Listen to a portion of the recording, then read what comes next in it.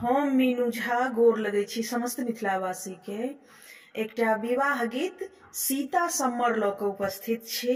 कोशिश करै छी सब गोटे के नीक लागे। धन्यवाद। जय मिथिला, जय मैथिली।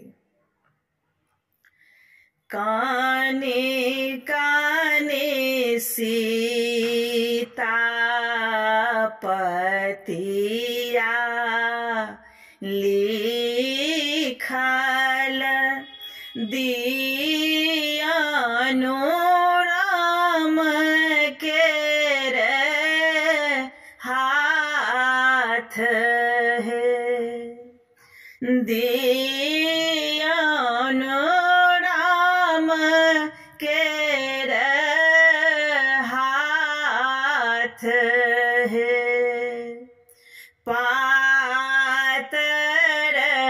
राम धनुष बड़ भारी। कोना पति बचत तो हार है। कोना पति बचत तो हार है। हंसी हंसी रामचंद्र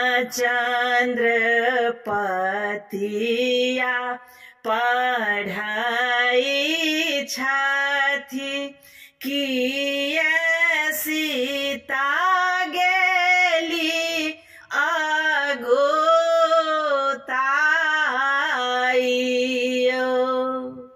किए सीता गेली अगोताइयो।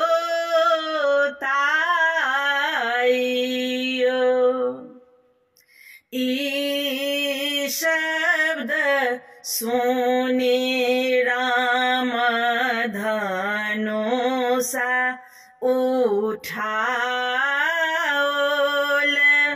धनुष तोड़ल तीन खंड यो।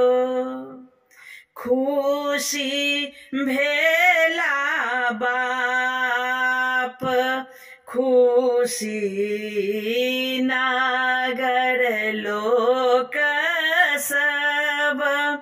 खुशी भेली सिया जी के माई है। खुशी भेली सिया जी के माई है।